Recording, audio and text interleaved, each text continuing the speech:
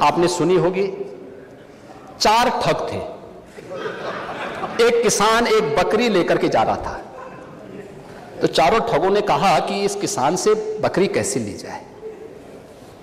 तो हो सकता है कि उनको थोड़ा लोक लाज रही हो, तो उन्होंने कहा चलो छीन तो नहीं सब पाएंगे, तो एक काम करते हैं, चारों अलग अलग जगह खड़े हो जाते हैं और अलग अलग जगह खड़े होकर के हम लोग ये बोलें कि भाई ये कुत्ते का बच्चा कहाँ लेके जा रहा है। तो एक वो किसान बेचारा अपनी बकरी के बच्चे को कंधे में रख करके लेके जा रहा है, तो पहले ठग के पास से गुजरता तो बोलता, अरे काका ये सब क्या ले जा रहा है, ये कुत्ते के बच्चे को अपने कंधे में लेके क्या जा रहा है। किसान बोलता, अरे धूर्त कहीं के, ये कुत्ते का बच्चा नहीं बकरी का बच्चा है। वो हंसते हुए चुप हो जाता है। आगे अगले चौराहे पे जाता दूसरा ठग, अरे काका ये कुत्ते का बच्चा आप कहां लेके जा रहे हैं। वो बोलता है, उसको भी डांटता, अरे पागल हो गए क्या, अरे कुत्ते का बच्चा नहीं बकरी का बच्चा है। अगले आगे बढ़ता है, फिर तीसरा ठग मिल जाता है, वह भी फिर यही बात उसको बोलता है। चौथे ठग ने भी कहा तो किसान को विश्वास हो गया, उसको लगा कि भोला भाला किसान, अन्नदाता किसान, मेहनती किसान, उसको विश्वास हो गया यार एक व्यक्ति झूठ बोलेगा, लगता है कि मेरी दृष्टि दोष ही मुझे हो गया है, लगता है ये कुत्ते का बच्चा ही है। उसने फेंक दिया उसको। चारों ठगों का काम पूरा हो गया और चुनाव में खटाखट 1 लाख का बॉन्ड, 1 लाख का बॉन्ड कहां गया, कहां गया 1 लाख का बॉन्ड, 1 लाख का बॉन्ड। और मैं इसीलिए कह रहा हूं, शिवपाल जी भाग गए यहां से, लेकिन मैं कह सकता हूं खटाखट नहीं, 27 में सपा चट के लिए तैयारी रखी। 27 में सपा चट। 1 लाख बॉन्ड के लिए हम लोग भी मांगेंगे हिसाब। 1 लाख का बॉन्ड कहां गया। और मैं तो आप सबसे कहूंगा, एक बार जाइए जनता जनार्दन के सामने, पूछिए उनको कि भाई 1 लाख का हिसाब मांगे इन लोगों से, पैसा गया कहां, कौन खा गया, खाने वाले लोग कौन है 1 लाख का। दूसरा संविधान का गला घोंटने वाले लोग कौन थे। और कहते हैं कि मोदी जी तीसरी बार आएंगे तो संविधान समाप्त कर देंगे। मोदी जी तो 10 वर्षों से हैं।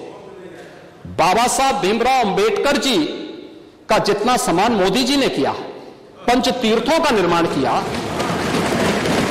बाबा साहब भीमराव अंबेडकर के जन्म स्थल मऊ मध्य प्रदेश में भव्य स्मारक का निर्माण किया, बाबा साहब भीमराव अंबेडकर से जुड़े हुए जहां उन्होंने अपने उच्च शिक्षा अर्जित की थी, इंग्लैंड की उस मकान को खरीद करके अनुसूचित जाति के बच्चों के लिए हायर एजुकेशन के लिए स्कॉलरशिप की व्यवस्था की और उसके लिए इंडिया हाउस के रूप में उसे स्थापित करके इसको बाबा साहब भीमराव अंबेडकर का एक स्मारक इंग्लैंड में भी बनवाया और स्कॉलरशिप की व्यवस्था की। ये मोदी जी के कारण हुआ। बाबा साहब भीमराव अंबेडकर ने अपना सार्वजनिक जीवन दिल्ली के अंदर जिस मकान में रह के किया था, उससे बाबा साहब भीमराव अंबेडकर का स्मारक बनाने का काम मोदी जी ने किया। बाबा साहब भीमराव अंबेडकर ने सामाजिक व्यवस्था के खिलाफ बौद्ध धर्म यानी दीक्षा जहां नागपुर में जिस स्थल पर ली थी, उसे भव्य स्मारक बनाने का काम मोदी जी ने किया। बाबा साहब भीमराव अंबेडकर की चैत्य भूमि मुंबई को भव्य स्मारक के रूप में स्थापित करने का काम मोदी जी ने और भारतीय जनता पार्टी की महाराष्ट्र की सरकार ने किया।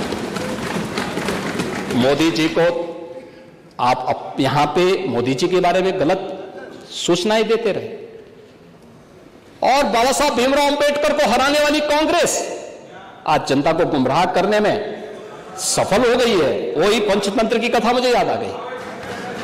आरक्षण समाप्त कर देंगे। आरक्षण, मैंने तो आपके सामने एक झलक प्रस्तुत की। आपके समय ओबीसी के जितने छात्रों की, समाजवादी पार्टी के समय जितने भी नियुक्तियां हुई हैं, 27% भी उसमें आरक्षण नहीं मिला है। 27% भी, किसी भी नौकरी को आप उठा करके देख लीजिए, मैं दावे के साथ कहता हूं 27% भी ओबीसी के छात्रों को नौकरी नहीं मिली, पिक एंड चूज होता था। क्या ये सच नहीं? आज जिस तहसीलों की आप बात कर रहे हैं, यहां पर भतीजा और चाचा की एंड कंपनी वसूली के निकली थी और लेखपालों की तैनाती उस आधार पर हुई थी। आज तो नहीं है। आज तो हमने 5500 लेखपालों की तैनाती दी है। एक भी जगह कोई उंगली नहीं उठा सकता, कोई नहीं उठा सकता। जब ये नौजवान जाएंगे, एक ट्रांसपेरेंसी आएगी।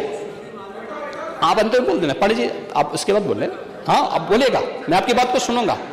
लेकिन मैं केवल बोलना चाहता हूं कि आप लोग ये पंचतंत्र की कथा को क्यों दोहराने का काम कर रहे हैं? कभी फिर से पूरी नहीं होने वाली है।